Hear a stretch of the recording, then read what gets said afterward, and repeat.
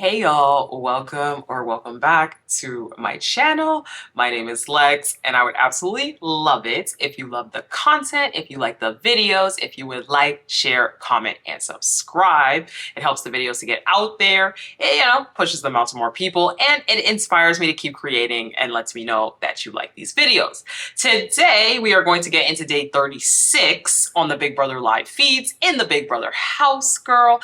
I will say this, much shorter day. I will not have you guys here for long. There was two main things that happened yesterday, so we'll talk a little bit about it. Then a lot of repeat conversation, So a lot of the stuff that was said, watch my last few recaps from this week. I did, what, 3 other recaps this week, I think? Two other recaps this week so far.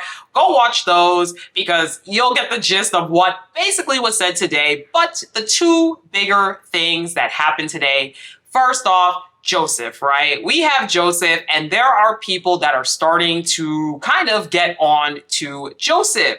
They are starting to realize, particularly Rubina, Kimo, people who are not super close with him, they are starting to realize that Joseph is a game player. They are starting to realize that this facade of Joseph just kind of floating around, he doesn't really know what's going on, he doesn't really know what the game is. They are starting to realize it is a facade and that Joseph actually is very well versed in this game. He is a really strong game player. He knows a lot about the game. And so that paranoia really started for some people, particularly Rubina and Kimo.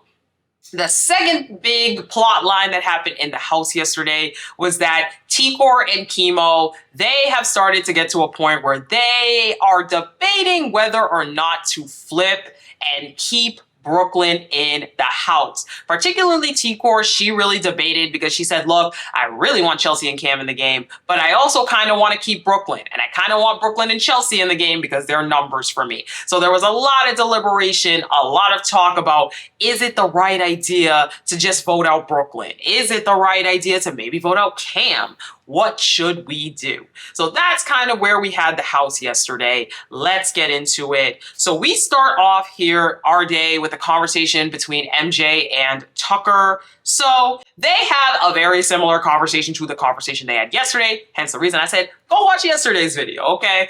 But he says, look, MJ is talking about, look, I know we're the targets. I know we're the biggest game players. I know a lot of people are coming after us. MJ has literally convinced herself in her mind at this point that she and Tucker are the biggest comp threats in the house. And because of that, everyone's gunning for them. I guess MJ has deluded herself into thinking the reason that she's on the block every week is because they secretly think she's a comp threat and want her out. When in reality, the real reason, McKenzie, that you're on the block is because people think you're a floater. And prior to that, it's because you had the America's veto power and they wanted to get that power out.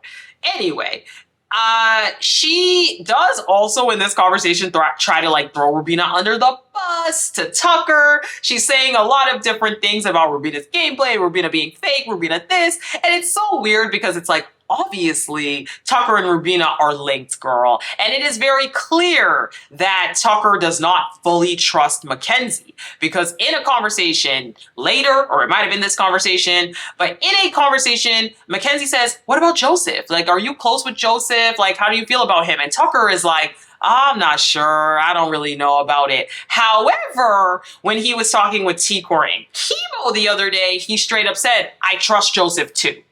But to McKenzie, he said, I'm not sure about Joseph. I don't know where he's at. So to me, right, when you're telling people about other people that you really trust or kind of implying that you have a link with them, that means you trust those people more. So it's clear to me because it was not I don't know. I don't feel like it was extremely clear whether or not Tucker really wanted to work with McKenzie, whether he just wants to keep her at bay, what the deal is. But right now, it does seem like he's just trying to keep her tame, keep her in his good graces for a number because Tucker knows himself he doesn't really have the numbers like that.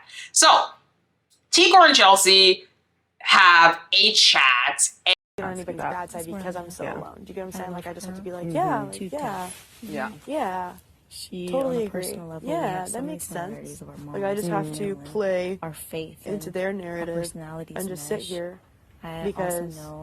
And they have a pretty long chat about a lot of different things. Once again, they have been checking in with each other. These two are good. They still have that kind of solidified agreement that they're not going to go after one another. But Chelsea starts to express some doubts about Brooklyn.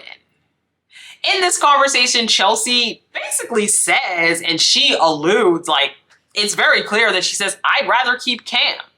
You know, it's not going to be so great with Brooklyn. And she even talks about how she knows she's going to be in danger if she decides to stick with Brooklyn. So keep that in mind, because T-Core keeps it in mind. How all of a sudden Chelsea is flipping. It has seemed the whole time like it was Chelsea and Brooklyn, Chelsea and Brooklyn, Chelsea and Brooklyn. Now all of a sudden Chelsea's trying to say, I don't know about Brooklyn. I kind of want to.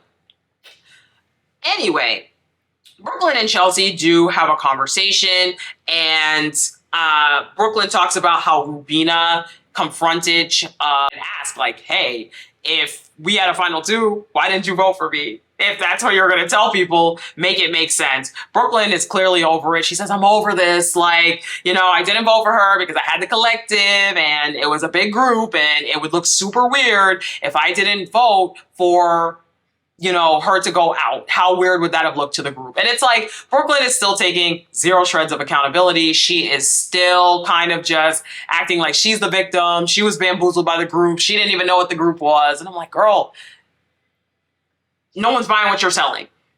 So Tucker and Joseph check in. I don't know how. On to me? As far as what? Everything. Us, you. I don't know how. Very slight. I toned it down, but... Tucker tells Joseph that Rubina is onto his game. Because as I said, remember, people are starting to realize, wait a minute, Joseph seems like he knows this game. You know, he's having conversations with people and people are starting to be like, wait. You know, he says, look, she's onto our alliance, our final two, and the fact that he's a super fan and he's really smart at the game. However, Tucker does tell him, look, it's nothing to really worry about. And Joseph says, look, I'm not worried. If she tries to call me out for it, I'll just tell her the truth at this point. Like, it doesn't really matter. Now, Tucker says, look, if I'm taken out in the double, you can fall back on Quinn and y'all two can ride it to the end. You know, Joseph thinks that T-Core and Kimo are going to want Tucker out around final 8 because Tucker's like, I don't think T-Core and Kimo are anything to worry about. And Joseph's like, wait, not true. But he does ask Joseph to let him know if he hears anything from T-Core and Kimo or anyone, if Rubina says something or whatever. So they both do think that Chelsea will be out within the next 2 weeks because most people have gotten the ick about her at this point and they probably wouldn't mind voting her out. And I agree with that. I totally agree with that. I've said the same thing. I think Chelsea has a couple more weeks in this house. I just think she doesn't really have the numbers. She doesn't really have the connections. And although she's back good with T-Core and seemingly back good with Kimo, I just still don't think it's enough to keep her long term. Personally. Now, Joseph says his final 8, ideally, is 6th Avenue with Leah and Quinn. And he says next week, if he gets HOH, he is going to nominate Chelsea and MJ. So Quinn and Leah also have a small check-in, and they are discussing how tired they are of Chelsea and Brooklyn, how they've been storming around the house saying this, saying that, how they've been just being mean to people in general. Leah says, I'm just going to let them dig that hole, though. Like, I'm not going to be involved in it. It's not me. Because Leah's never involved in anything. Leah still isn't playing the game yet on day 36. We're all waiting. Now, they're talking, and it was very, very whispered, but it sounded like they were talking about how Brooklyn had made some kind of comments in the pedal room about Quinn wanting to be a part of the girls' alliance, but it seemed like the way she was talking about it was like really like kind of derogatory. Like, I'm not trying to spread something, okay? I just sounded like the way she was talking about it was very negative, and I guess Quinn was offended by it, to the point where he even says, I'm not interested in sleeping with the pedal room. I don't feel comfortable sleeping in there because of the comments and what they're saying. So again, it was very whispered, but it something about them making, well, let me not say them, Brooklyn making commentary about him being part of the Girls Alliance or wanting to be part of the Girls Alliance. So MJ and T-Core also have a conversation. MJ says, look, I've been playing a very truthful game. You know, Joseph told me, look, like, if I don't win, I'm going, you know, and she talks about how she really appreciates people being truthful. She says, look, even if Tucker, let's say, wins HOH and he tells me I'm putting you up, I'll appreciate that because it's truthful. So she goes on this whole thing about how she's so truthful. She plays with integrity. You know, she says she trusts T-Core and Kimo and Tucker. She says she trusts Tucker the most because he's unapologetic. No matter what, he's going to tell the truth. So she just trusts him a lot. And she says that at this point, she doesn't have anyone to tell anything to. So she can trust her to tell her anything. And she's not going to tell anyone. And I'm like, MJ, you are a liar. Liar. Okay? As soon as somebody says something to you, you're running back up to Tucker and telling them. So let's be so for real. Now, Kimo and T-Core, they check in with one another. She obviously loves Cam and Chelsea, so she was like, you know, it's my time to go, it's my time to go, but I have lots of game to play. She said she plans on targeting Tucker and Joseph. But didn't give me like the third nom, like it's three noms. And Kimo is debriefing her on what was said in his chat with Brooklyn earlier. She still denies creating the collective, but it didn't sound like she mentioned that part where she told Tucker the other day that T-Core tried to whisk her in the room. I'm like, yeah, when you talk to Kimo, all of a sudden you ain't blaming T-Core. Okay? Don't think I ain't noticed that. So she still wants the 5 to go to the end. That's what she tells Kimo, at least. And Kimo is paranoid once again. Kimo's paranoia is revving up. He's asking T-Core, I think something else is going on, though. Like, you know, do you think something else is going on? Like, do you think another alliance is being formed? And she's obviously talking about with T-Core says, like, do you think Leah? Like, do you think he's making an alliance with Leah? And he's like, well, I don't know, you know, and they're both noticing that Leah had went straight up to the HOH room after having a conversation with Angela. So again, it's just Kimo's paranoia. He's just starting to speculate about things, but he does thank T-Core for always checking in on him, you know, mentions that Tucker didn't check in that day. So now he's a little worried about where they stand. T-Core does talk about how it is a red flag that Chelsea all of a sudden wants to keep Cam in the game rather than Brooklyn. And he says, look, I told Chelsea for sure that I'm not voting her out. They both, you know, have confirmed that to her. Now, T-Core says she prefers Chelsea and Cam in the game, but she wants to have a good relationship with Chelsea and Cam overall. She's going to try to because but she's not going to forget that she was left out of their group, you know, CCC or whatever. Now, Quentin has a little camera talk and he says, look, Joseph is doing everything I'm trying to do, but better.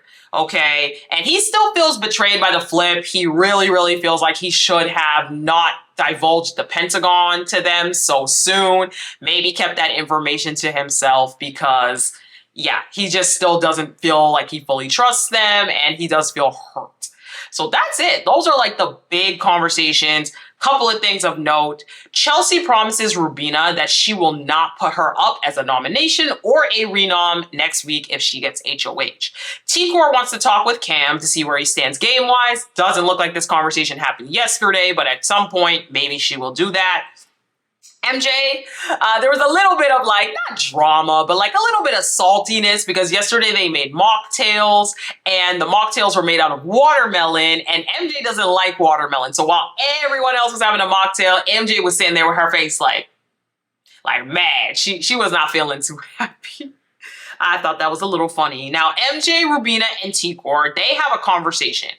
MJ expresses how no one talks game with her, no one asked her anything about her, no one asked how she felt about being on the block, basically saying she is a lone wolf in the game, nobody's trying to even start anything with her, and it's like, yeah, girl, I don't Okay. Now, Joseph, he actually reveals the name of the Pentagon to Tucker. He obviously knows who the five are, but he reveals the name of the alliance was the Pentagon. And lastly, Kimo and Tor discuss how to keep Brooklyn.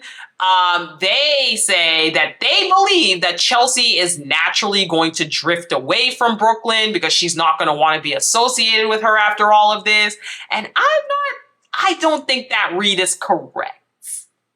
I don't think that read is correct. I think that Chelsea and Brooklyn seem to still be both pretty strong with one another. I think, of course, yes, Chelsea is doing some distancing this week because they're both on the block. But I think if they both stay in the game, that ultimately Chelsea would still pick Brooklyn over Tor and Kimo.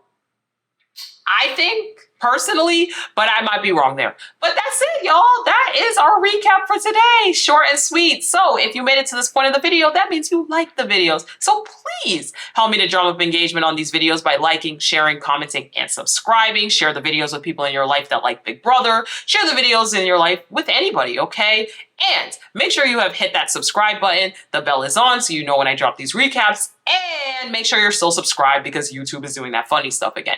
Thank you guys so much for watching, and I will talk to you guys in the next recap. Bye!